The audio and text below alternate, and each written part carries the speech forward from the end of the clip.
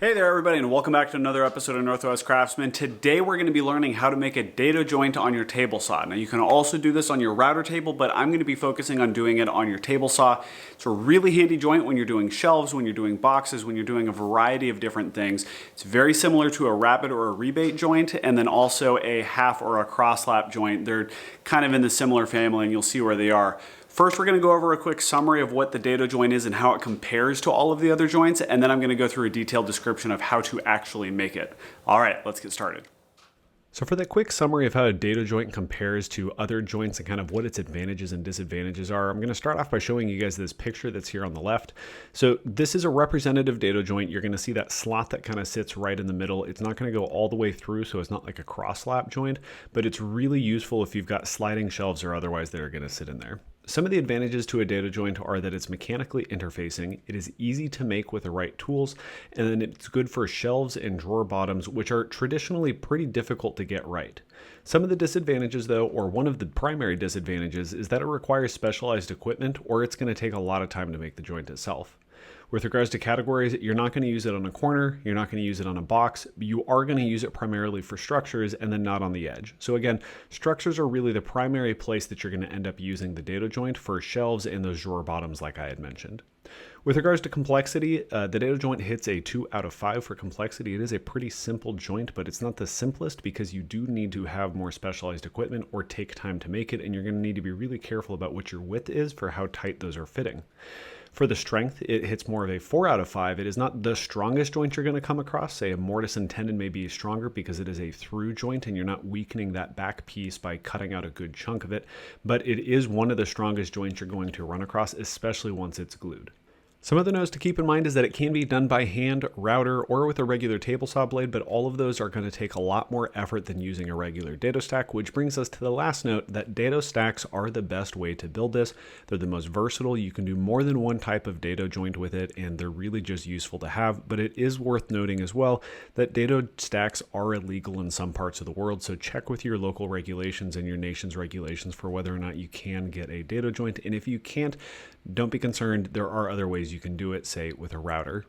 And with those details in place, let's go ahead and start building the joint. First, you need to figure out what stack order you need for your dado stack. In this case, it came with shims, chippers, and the edge blades, and there's a combination of those that is going to lead to the width that you're looking for. In my case, I wanted to do a 1/2 inch piece of plywood, and so I looked at the back, aligned it with where the 1/2 inch was, and I knew that I needed to get 2 chippers, my 2 edging blades, and no shims in between. Look for the proper width on yours so that you can make sure you get it stacked up correctly. Once you have your dado stack installed, you want to make sure that your depth of cut is set to no more than half of the thickness of your stock you're going to be cutting, i.e. the wood that you're going to be putting your dado joint in, you want to make sure you're going no more than halfway through that.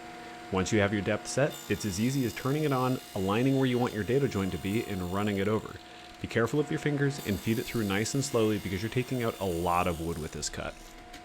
The next step is just to glue everything together. However, one of the things that's important to note is that if you have a new dado stack, it is worth looking through and doing a couple of test cuts so that you can figure out how loose or tight your dado stack is by default. In my case, it's pretty loose on the 1/2 inch, but that's okay because I want to have more of a sliding shelf fit like you can see right here, and then this also provides a little bit of room for the glue when you're actually gluing everything together. Like any other time you're gluing up a joint or a project, you want to make sure that you're using ample glue so that when you clamp it together, you get a little bit of glue squeezing out of every orifice. The reason for this is you want to make sure that you've got good glue contact everywhere. In this case, I'm just using my pinky to spread it around to all the different surfaces before I clamp so that I can kind of pre-spread it to all of those different places. It is worth noting that if you're going to be doing this on a shelf or on a drawer bottom, you don't necessarily need to glue it if it is fully self-contained, or if you're just going to be vertically loading it and you're not worried about the shelf falling out. Gluing is not necessarily necessary with a dado joint because it is mechanically stable depending on the direction that you're trying to load it, which in this case is almost always against the joint, which is just fine. If you are gluing the joint, once everything is assembled, you want to go ahead and make sure you clamp it tight, let it sit all night, and then come back to it the next day. It's also worth cleaning up the glue at this point, which cleans up really nicely if you get a wet rag or paper towel rather than letting it dry until the next day when it's going to be pretty difficult to clean up because it's nice and dry and hard. So I remember saying at the beginning of the joint series that the butt joint was likely one of the most simple joints that you're ever going to run across. But when you have the right tools, the dado joint may take the cake on that because it's also far more useful than a butt joint is. Or it's just a lot stronger than a butt joint is.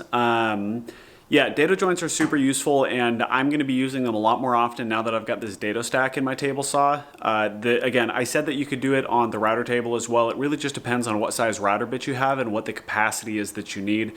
Common uses, again, are in sheets of plywood when you're trying to get shelves installed, especially if you're doing removable shelves. You could see that there was a little bit of a loose fit on that 1/2-inch piece of plywood, which sometimes is exactly what you want so that you can insert shelves and take them out easily without things binding up. But then when you go ahead and glue them, it's really nice to have them nice and tight, a little bit looser because the glue will have space to move around, and you get a little bit of pressure from that hydraulic pressure when you're actually gluing it together. So that space is not necessarily an issue. And in mine, it's a little bit easier to misalign it because I just have a single jointing kind of long legs, but in a lot of projects, you're gonna end up with multiples of these all in one go.